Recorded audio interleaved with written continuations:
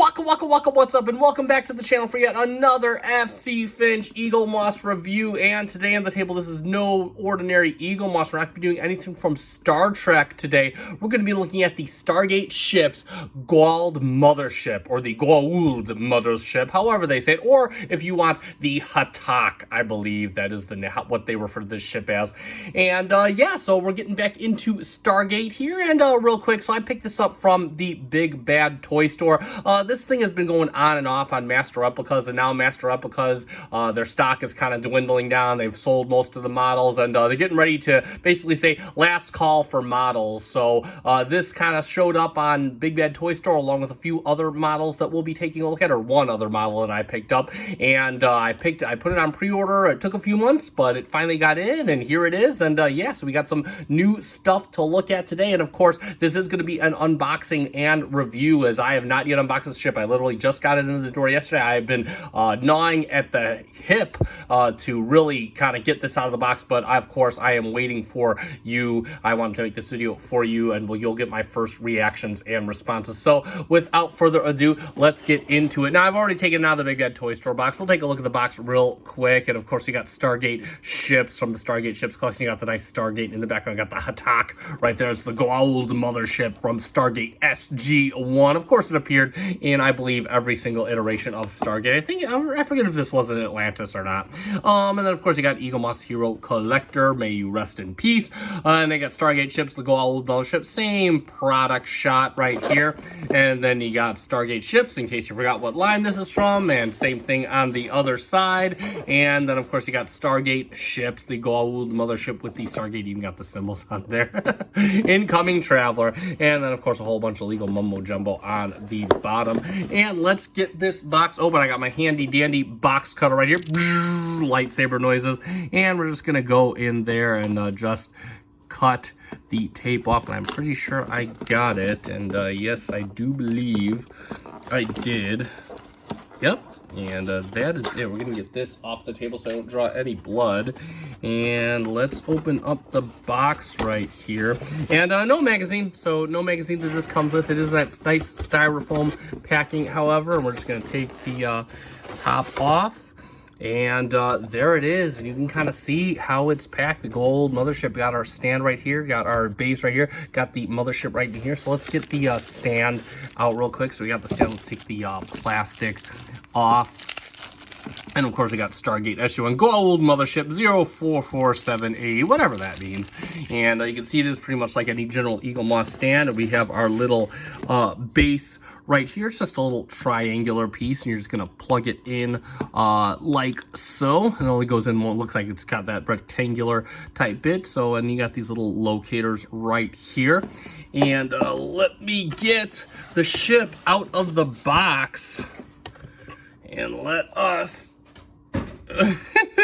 toss it out to the side. And there we got the Goa'uld Mothership. And first impressions, it is a hair on the light side. Now, I do want to go over, I'm going to assume that these little pegs right here are just going to fit right into these little crevices right on the corners right here. So you can just kind of put that in there like that. And let's get it down. And there we have our Goa'uld Mothership on the stand, just kind of sitting freely like the rest of the Stargate collection models. Nothing intruding, doesn't go around anything, just a nice free sitting model right there. So let's get up and personal with the Goa'uld Mothership, or the Hatak as they call it. And yeah, so again, going back to what I started saying initially, it does feel on the lighter side, but it does feel substantial. And what I mean by that is that it may have no metal in it, but it does have a good solid plastic. The outer shell, which is, you know, again, mostly pretty hollow, it does feel pretty solid overall. One of the things I do like about this ship is that it does have a lot of molded detail all over it. It's kind of got these wavy lines all over. It kind of almost looks like the Egyptian symbols just kind of written alongside. You got all these white lights over here. It kind of looks like a city all lit up. Just all these lights around here, just kind of like a building in space right there. I do quite like that. Got a little bit of gray detailing, all these orbs along the side here done in a gray. They protrude outwards. They feel very nicely, and they got some recessed detail right here. A lot of molded detail. This thing is just filled with with molded detail. You can see they got the little, I guess these are the engine pylons. It's a little propulsion system alongside the detail right in there. Looks really good. And one of the things I do admire about this ship is the same thing I admire about the Cylon base stars, is that there's no definitive front. It's just kind of like a flying saucer of sorts, except it's in a more equilateral triangular style shape. And again, it just feels, very alien, very sci-fi to me. We talk about Star Trek where it has a definitive front of the ship, where the bridge is and all that. And this isn't that. This is, the bridge is probably somewhere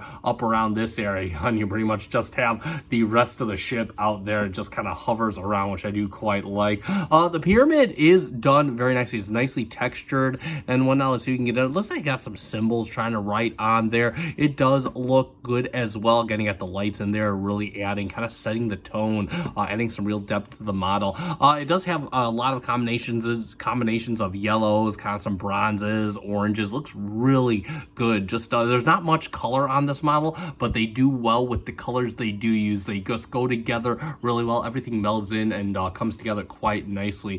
The inside here, there's no real detail on the inside of the shell. It feels kind of smooth. There is some extruded detail, but I think that's basically the protrusions from the other side coming in. But again, what do you want?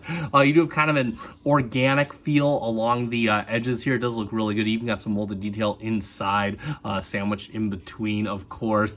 And then if we come to the bottom again, more molded detail, just kind of a mirror of the top. And the thing I like about this is the bottom of this, the pyramid, which is it does feel like, hefty, by the way. It feels substantial.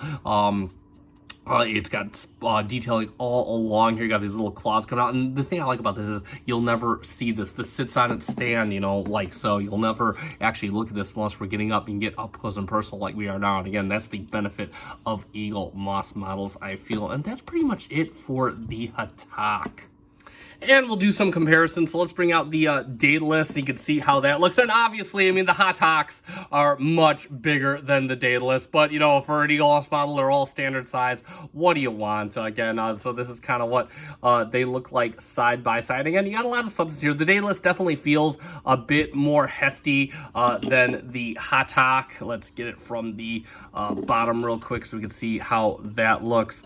And you just kind of see what they look like from there. And of course, we'll set the data list off to the side. Let's, of course, get the other Tauri ship in here. Let's get the Prometheus in so we can see how that looks. And this is a bit closer, but you can tell, the Prometheus is so much smaller than a Hatak vessel. These ships are just massive. I don't know the exact size count, but you can just see. And again, I just love, the Prometheus and the Daedalus have like a definitive front, but the Hatak does not have that. The Hatak wastes no time with fronts or whatnot, but you can see how they kind of look from the top right there. And let me get them all on their stands in one big family shot. And of course, there we have all of our Eaglemoss Stargate starships together as one big happy family. And I'm only going to be doing the capital ships from this collection. I don't really have much interest in the fighters, even for Battlestar Galactica. Yes, they look cool, but I'm really just going for the capital ships in the Eaglemoss collection, so you can get a look at just how this collection is shaping up with just our capital ships. So apparently, this collection is going to be continued. I just don't know